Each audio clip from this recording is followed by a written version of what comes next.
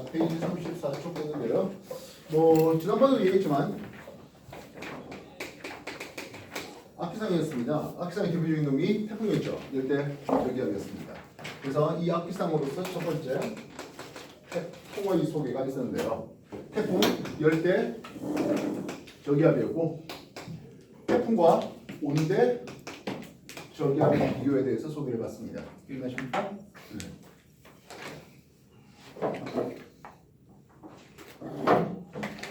에너지원 온대 저기압의 에너지원은 무엇이었습니까? 얼락이요? 니들 공부한 거 맞냐? 당뇨. 얼락? 수증기. 니들 공부한 거 맞냐? 온대 저기압의 에너지원은 기층의 위치에는 차이가 그 에너지원을 했습니다. 열대 저기압 태풍 에너지원이 수증기의 응결열 생성 장소 온대 저기압의 생성 장소 어디였습니까? 한대 전선대 쪽이랬죠. 태풍의 생성 장소 어디였습니까? 열대 해상이었죠. 이때 열대 해상하면서 절대로 적도는 안 된다. 안 된다 했습니다. 왜 안 되죠? 네? 힘 때문에 어? 무슨 일이야? 전향력이 없어서. 이동 온대 저기압은 한랭면서 운반전수 동거하면서 서에서 동으로 이동합니다. 뭘 통해서? 뭘 따라서? 편서. 편서풍 따라서.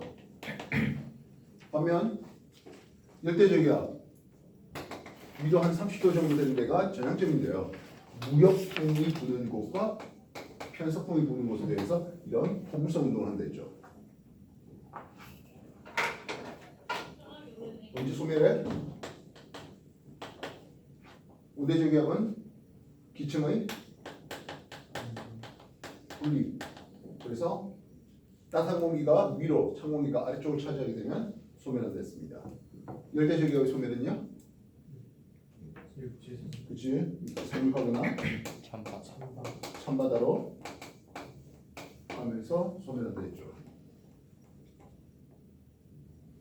니도 공부한 거 맞냐? 왜 답이 어정쩡해? 자, 오늘 악기상의 두 번째 얘기입니다. 매우네요. 번개 치는 거예요. 번개는 일종의 마찰 전기입니다. 어떻게 해야 마찰 전기가 일어나겠습니까? 공기가 상승만 해도 마찰이 일어날까요? 그렇지 않죠?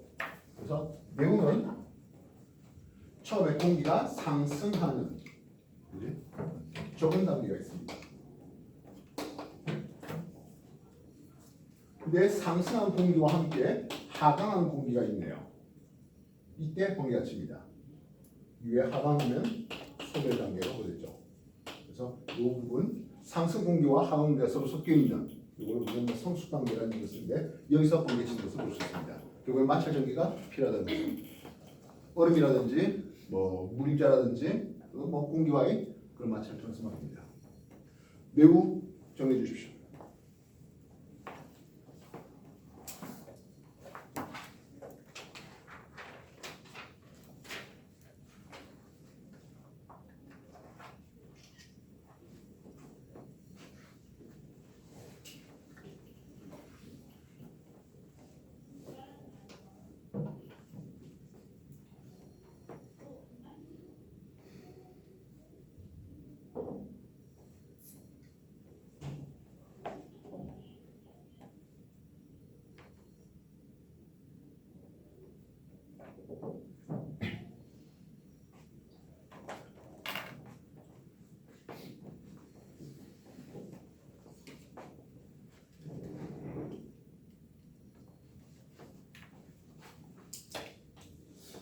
첫 번째, 우박보도죠. 우박이 뭡니까? 하늘에서 이제 얼덩이 던져내리는데요. 이게 빙정이 쌓여서 내리다가 상승기를 만납니다. 다시 올라가네요. 또 빙정이 좀 더 성장했죠. 또 내리다가 또 상승합니다. 또 빙정이 또 성장합니다. 그러다가 얼음덩어리가. 그러다가 더 이상 상승기류가 없게 되면 바닥에 떨어지네요. 우리나라에 떨어지는 우박은 뭐 기껏해야 1cm 내외 정도 되는 우박이 떨어지는데요. 실상 그것만 하더라도 농작물에 굉장히 피해가 나오죠. 특히 가을철 수확하려고 할 때 우박 떨어지면 좀 안타까운 일들이 많죠. 낙과라든지 어쨌든 제품 그것들이 이제 값어치가 많이 손상되니까요. 반면 뭐 미국이라든지 호주 이런 데서는 뭐 땅덩이도 넓고 하다 보니까 이 우박 덩어리가 좀 사이즈가 커서 그 야구공만한 것들이 떨어지는 경우도 있네요. 실상 그런 것들 떨어졌을 때 사람 머리 맞으면 죽어요. 거의 뭐 죽음에 이르기도 하고요. 그래서 뭐 자동차 유리 깨진다든지 뭐 이런 것들이 빈번하게 일어나는데 우박입니다. 네 번째, 비가 갑자기 많이 내리네요. 집중호우도 있겠죠. 특히 집중호우 때 뭐 계곡에 실려가지고 뭐 목숨을 잃는 뭐 그런 경우도 많죠. 특히 우리나라 같이 이제 산지가 많은 데는 계곡에 뭐 물 찰랑찰랑한다고 재밌다고 놀다고 바깥쪽에서 비가 저 먼 쪽에서 비가 왔는데 그냥 깔때기 모양으로 쏴보는 이런 경우도 있겠네요. 근데 집중호우고 우박이고 내우고 저기압이고 알고 보니까 전부 다 뭡니까? 상승기류가 필요합니다. 뭐가 필요하다고? 저기압이 필요하다고요. 우박 내리고 또 결국엔 상승기류에 있는 알고 보면 다섯 번째 폭설도 일종의 저기압성 때 많이 일어나죠. 대표적으로 폭설 소개하는 게 뭡니까 하면 한랭한 건조한 대륙 쪽에 있던 공기덩어리가 상대적으로 따뜻한 바다를 건너올 때 열과 수증기 공급을 받으면서 기간 하부가 가해됩니다. 이때 기층이 우리는 안정해진답니까? 불안정해진답니까? 불안정해진다죠. 기층이 불안정해지는 것은 공기가 잘 뒤집어지는 거고 그때 만들어진 구름이 역시 상대적으로 높게 솟구친 저온형 구름이 만들어집니다. 그래서 이 저온 구름에서 눈폭설이 내리는 거죠. 그래서 우리나라 겨울철 서해안에 눈폭 다 떨어지는 패턴 이런 방법이 되죠. 역시 마찬가지 상승기류가 있다는 것은 저압 쪽에서 이 얘기입니다. 결국에 우리가 고기압을 지지난주에 공부했는데요. 고기압은 먼저 날씨가 맑고 그지? 한랭 고기압이 됐든 따뜻한 운남 고기압이 됐든 날씨가 맑다 보니까 뭐 별로 큰 관심은 없어요. 뭐가 중요하다고? 저기압성, 상승기압 활발한 저기압성에서 뭐 열대저기압이 됐든 뭐 온대저기압이 됐든 어쨌든 비 내린다든지 그리고 온대저기압 이쪽도 보면 한랭전선 뒤쪽에서는 저구구름이지 않습니까? 그지? 소낙성 가고 있는데 여기에 번개까지 동반되는 경우도 있고요. 뭐 태풍 마찬가지 번개 동반해서 태풍 치는 거 흔히 보던 것들이죠. 그리고 재수없게 우박 떨어진다든지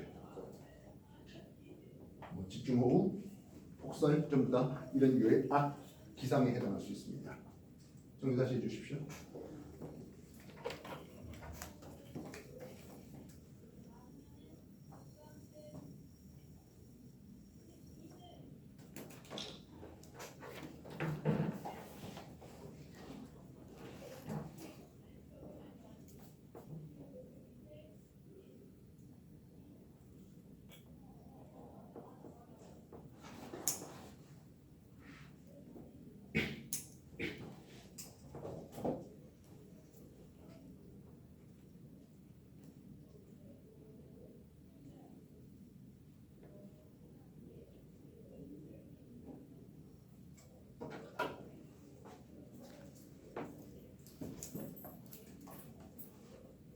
여러 가지 기상 정보를 우리가 일기도에 표시해 줄 수가 있는데요.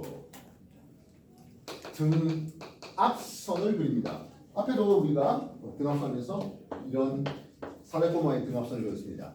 기압이 같은 지점들을 이렇게 연결한 폐곡선을 얘기하고 있습니다. 등압선은 1000헥토파스칼을 기준으로 4헥토파스칼 간격으로 그립니다. 그래서 이렇게 해서 1996. 자, 그럼 이건 고압성이야, 저압성이야? 당연히 저압성 되고 싶겠군요. 그럼 1000, 1004 이렇게 되면 고압성 하면 되겠죠. 근데 주의해야 될 것은 1기압이면 1000헥토파스칼이었나요? 아니죠. 1기압은 13헥토파스칼입니다. 따라서 잘못 생각하면 1기압을 기준으로 1013헥토파스칼 기준으로 이렇게 하면 틀려요. 1000을 기준으로입니다. 알겠습니까? 1기도의 표시인데요. 동그라미 해놓고는 음량을 표시해놓고 있습니다. 구름이 잔뜩 꼈네요. 또는 가운데 맑게 그릴 수도 있겠죠. 알겠습니까? 구름이 잔뜩 끼는 이쪽에 표시가 있네요. 여기 표시에 점을 찍어놨습니다. 비 온다는 뜻입니다. 그래서 이런 표시는 수학성 가오가 떨어진다는 뜻이고요. 안개 꼈습니다. 눈 내립니다 하는 표시들이 나오고 있습니다. 이런 표시를 해놨네요. 이건 풍향입니다. 이 방에 오는 거예요. 북쪽과 서쪽 방향에서 오는 북서풍을 표현하고 있습니다. 이랬습니다. 이건요. 북쪽과 동쪽 방에서 오죠. 북동풍이네요. 됐습니까?